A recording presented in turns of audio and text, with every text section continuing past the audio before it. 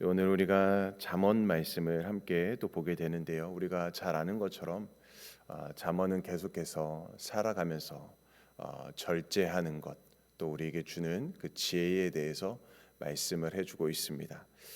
특별히 오늘 본문은 잠언을 크게 이렇게 단락으로 나눈다면 세 번째 큰 단락에서 이야기를 하고 있는데요.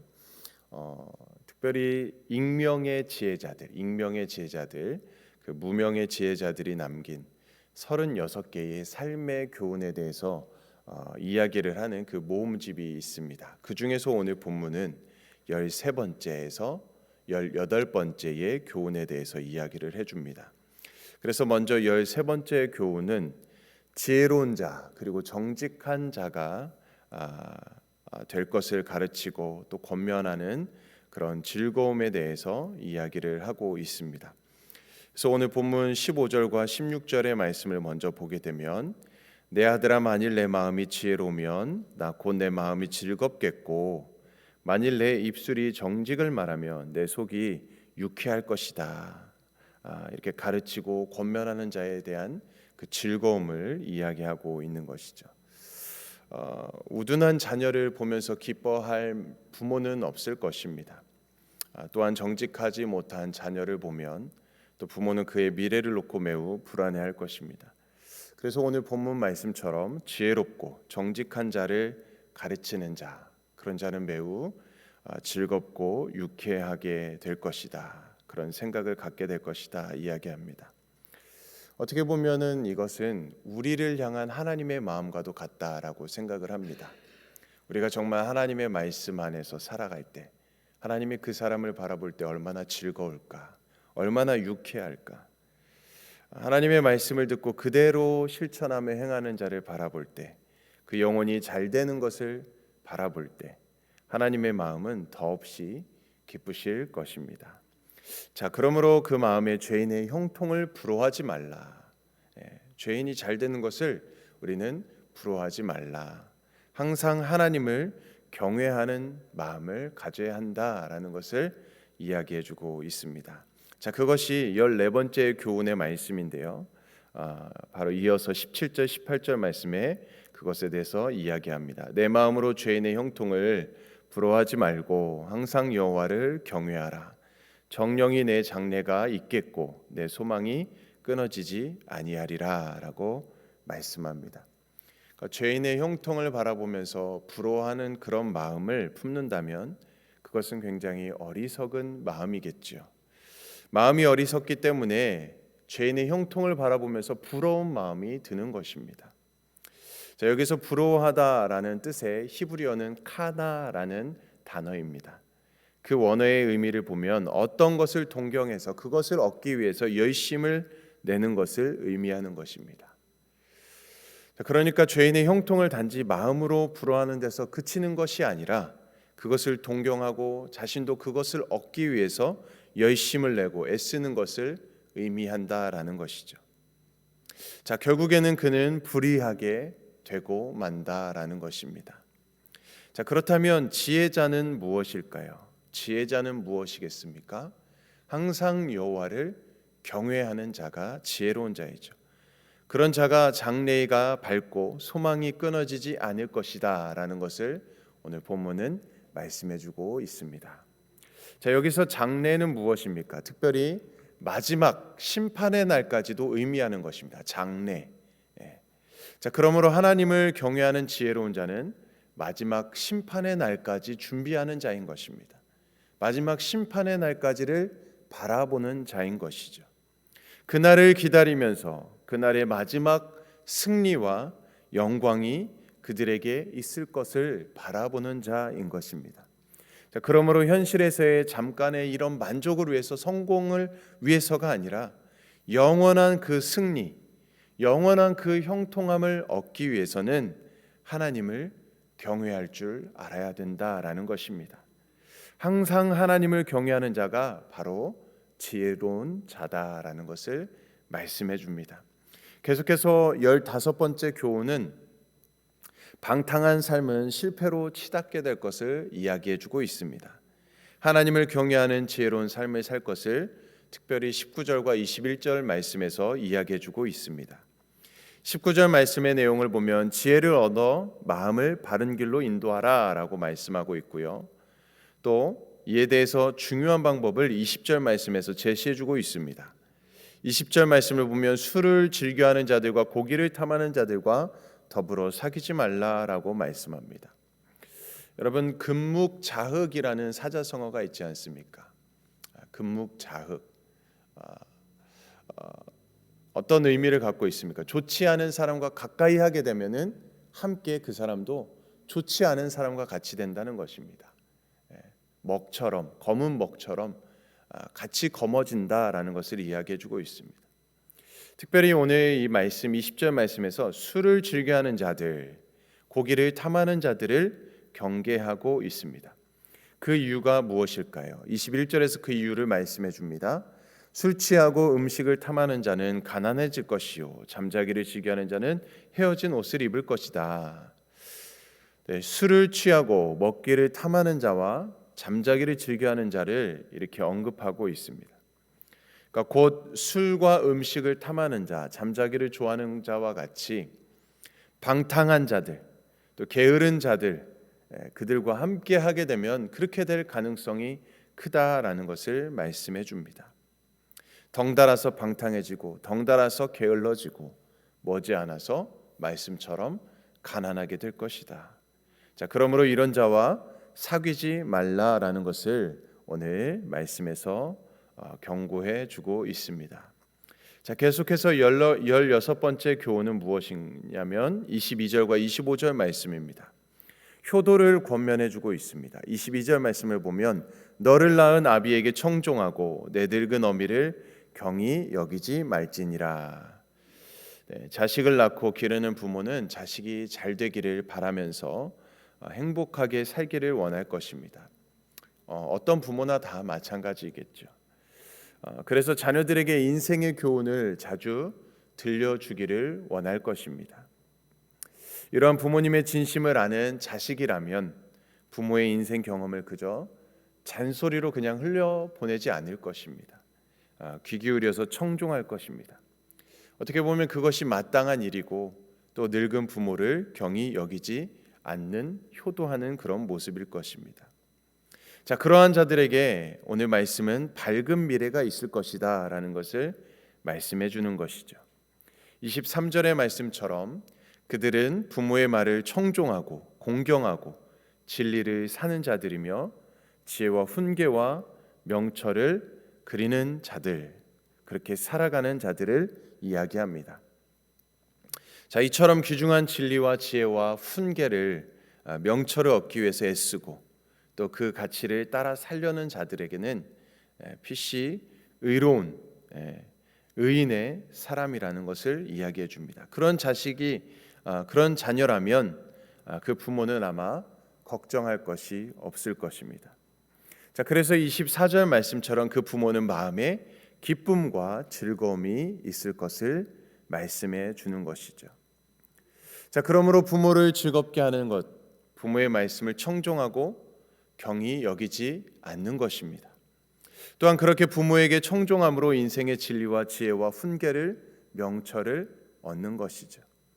자, 그리고 그것이 부모를 더욱 즐겁게 하고 기쁨을 드리는 일임을 오늘 말씀을 이야기해 주고 있는 것이죠. 자, 계속해서 17번째 교훈입니다. 아들을 향해 아버지의 간절한 호소로 시작이 됩니다. 자, 이는 음녀의 유혹에 대한 경계를 말씀해 주고 있습니다. 26절 말씀인데요. 내 아들아 내 마음을 내게 주며 내 눈으로 내 길을 즐거워할지어다. 네, 여기서 내 마음을 내게 주며라는 말은 부모의 뜻을 맹목적으로 따르는 자녀가 되라는 말은 아닐 것입니다. 자, 그러나 부모에 있는 삶의 지혜를 존중히 여기면서 그것을 따를 것을 간곡히 부탁하고 있는 것이죠. 자, 그렇다면 여기서 이야기하는 내 길은 무엇일까? 내 길. 부모가 걷고 있는 하나님의 말씀과 지혜와 훈계를 따르는 의롭고 진실한 삶의 길을 이야기하는 것입니다. 그게 바로 내 길, 부모가 걷고 있는 길입니다. 그러니까 결국에 부모가 자식에게 원하는 것은 부모들과 같이 하나님을 잘 믿는 이 부모와 같이 하나님이 기뻐하시는 의로운 길을 걷기를 원하는 것을 이야기하는 것입니다. 자, 그렇기 때문에 부모가 가장 걱정되는 것이 바로 음녀의 유혹에 관한 부분을 이야기하는 것입니다. 27절 말씀에 보면 대저 음녀는 깊은 구덩이요 이방 여인은 좁은 함정이라 라고 말씀합니다. 깊은 구덩이에 빠지거나 좁은 함정에 걸리게 되면 어떻게 됩니까? 결코 헤어나기가 쉽지가 않습니다. 그것이 바로 음녀의 실체라는 것입니다. 그러니까 음녀에게 걸려들지 않도록 정신을 똑바로 차리고 특별히 마음을 빼앗기지 않도록 주의해야 된다라는 것을 말씀해 줍니다. 이러한 음녀는 마치 사악한 강도와 같다라는 것입니다. 28절에 보면 그들을 사악한 자가 많아지게 한다라고 표현하고 있습니다.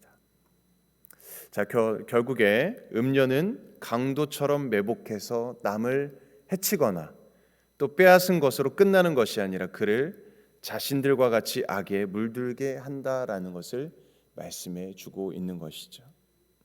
자, 자녀들에게 이러한 일이 일어나지 않도록 부모는 노심초사할 것입니다. 그러므로 음녀를 주의하라는 이 교훈은 우리가 가슴 깊이 새겨야 할 귀한 말씀이죠.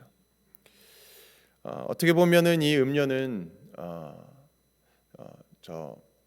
하나님의 말씀에서 멀어지게 하는, 하나님과 멀어지게 만드는 그런 부분일 수도 있을 것입니다.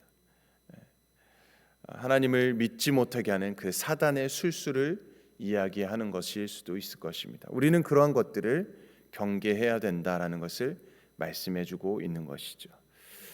또한 부모가 자녀에게 경계해야 하는 것은 또 술 문제를 이야기하고 있습니다. 말씀을 보다 보면 계속해서 술에 대한 또 이 문제를 이야기해주고 있는데요. 오늘 29절과 35절의 말씀을 그렇게 기록하고 있습니다. 결론적으로 이야기하자면 술에 빠지는 것은 재앙이라는 것을 말씀해주고 있습니다.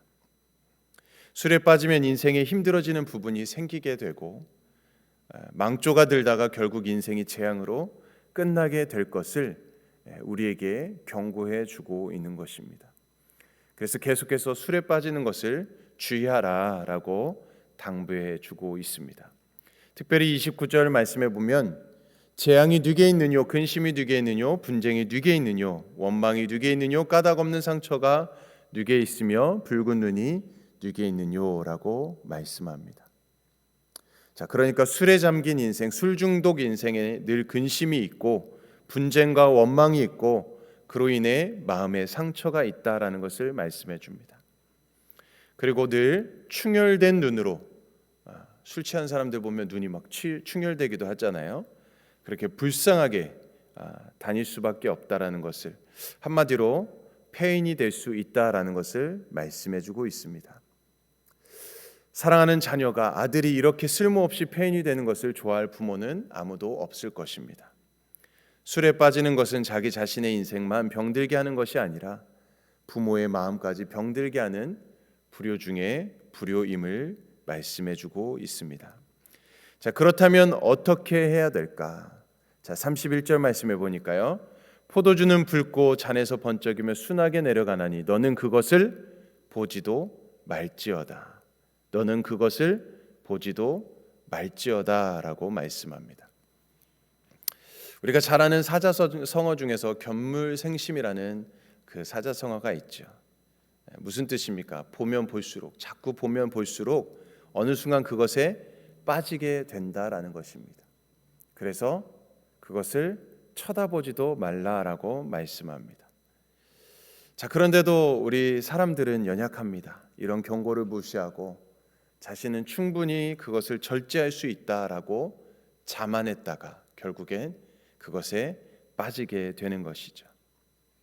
자, 그렇다면 그렇게 술에 빠져 살아가는 자의 모습을 33절과 35절에서는 말해주고 있습니다. 자, 그러므로 오늘 말씀처럼 하나님을 경외함으로 우리는 지혜로운 인생이 되어야 한다라는 것을 계속해서 이야기해주고 있습니다. 뿐만 아니라 부모를 공경해야 됨도 말씀해주고 있습니다. 지혜로운 부모, 하나님의 길을 걸어가는 그 부모의 길을 우리가 걸어야 되며 그 부모의 말씀을 우리는 청종하고 부모의 그 말씀을 우리는 업신여기지 말아야 된다라는 것을 이야기해주고 있습니다. 부모 공경은 하나님을 경외하는 자의 첫걸음이라고 이야기할 수 있겠지요. 부모를 공경하지 않는 자가 하나님을 공경한다는 것은 있을 수 없는 일입니다. 하나님을 경외하듯이 부모를 공경하는 것이 지혜의 모습인 것이죠. 그러므로 방탕하고 게으른 삶을 우리는 늘 경계하며 살아가야 됩니다. 이것이 바로 우리 하나님과 부모들이 가장 걱정하고 경계하는 일임을 알고 늘 하나님을 기쁘시게 하고 부모를 기쁘게 하는 참 지혜자의 삶을 살아가야 될 것입니다. 사랑하는 성도님들, 특별히 여러분들의 삶 속에, 여러분들의 가정에 하나님의 이 놀라운 은혜와 지혜가 여러분들의 가정에 가득 넘치기를 주님의 이름으로 간절히 축원드립니다. 우리 함께 기도하겠습니다. 사랑과 은혜가 풍성하신 하나님 아버지, 오늘 잠언의 말씀을 통해서 우리 마음을 다시 한번 점검해보고 다시 한번 하나님의 말씀으로 우리를 깨워주시고 하나님의 지혜로 우리에게 훈계하여 주시니 감사를 드립니다. 우리 마음이 늘 주님 앞에서 정직하기를 원합니다. 우리의 겉모습을 보는 것이 아닌 우리의 마음의 중심을 보시는 하나님 앞에서 우리의 생각과 우리의 감정과 우리의 모든 욕망까지도 거룩하게 다스릴 수 있도록 인도하여 주시옵소서. 주님, 세상의 유혹과 헛된 즐거움에 쉽게 흔들리는 우리의 연약함을 고백합니다. 특별히 쾌락과 중독의 유혹 앞에서 우리 영혼이 무너지지 않도록 우리를 붙들어 주시고 또 우리 자녀들을 붙들어 주시고 참된 기쁨이 하나님 안에 있음을 알게 하시고 순종의 길이 가장 복된 길임을 믿음으로 살아갈 수 있도록 주님 은혜 베풀어 주시옵소서. 특별히 사랑하는 우리의 자녀들, 우리 다음 세대가 지혜로운 길을 걷게 하시고 그들의 마음이 하나님을 기쁘시게 하는 삶으로 세워지게 하여 주시옵소서. 그들을 바라보는 우리의 마음이 하나님의 마음으로 채워지게 하여 주시고 우리가 먼저 자녀들에게 본이 되게 하여 주시옵소서. 또한 오늘도 우리의 삶이 술 취한 세상의 방식이 아니라 성령으로 충만한 삶이 될 수 있도록 인도하여 주시고 성령으로 충만하여 맑은 정신과 깨어있는 영혼으로 주님의 길을 걸어갈 수 있도록 인도하여 주시옵소서. 모든 은혜 주심을 감사드리며 살아계신 예수 그리스도의 이름으로 간절히 기도드리옵나이다. 아멘. 네, 오늘은 우리 멕시코 라준영 이사오로 또 아마존 조반석 아르헨티나 강기한 이옥 김우진 박경희 선교사님을 위해서 기도해 주시길 바라고요.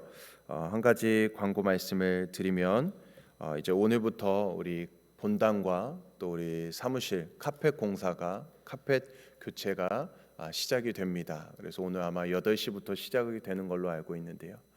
또 이 일을 위해서도 우리 함께 모든 교체가 잘 안전히 마쳐질 수 있도록 기도해 주시고, 그래서 아마 내일 새벽 예배부터 그리고 이제 수요 예배도 당분간은 교체가 마무리될 때까지는 3층 중고등부실에서 내일부터는 새벽 예배를 드리게 될 것 같습니다. 그래서 그 부분 잘 기억하셔서 내일은 3층 중고등부실로 오시면 될 것 같고요. 그리고 오늘은 영상을 이렇게 올릴 수 있지만 내일은 이제 음성 파일로 녹음을 해서 올릴 수밖에 없을 것 같습니다. 3층에는 이런 장비가 되어 있지가 않아서 그 부분 또 양해해 주시기를 바라고요. 네, 그리고 이제 우리 함께 또 기도할 때 아까 말씀드렸던 우리 선교사님들을 위해서 같이 기도해 주시고 또 이 카펫 교체 모든 공사가 잘 또 마쳐질 수 있도록 기도해 주시고 또 우리 50주년 또 우리 희년의 기쁨을 또 우리가 함께 누리며 또 모든 준비하는 사역 가운데 주님의 은혜로 주님의 역사를 함께 해주시도록 주님의 영광 나타나는 귀한 희년이 될 수 있도록 또 우리 개인과 가정을 위해서 또 이 나라 민족 또 세계와 열방을 위해서 오늘도 주님의 이름 한번 외치며 합심으로 기도하겠습니다.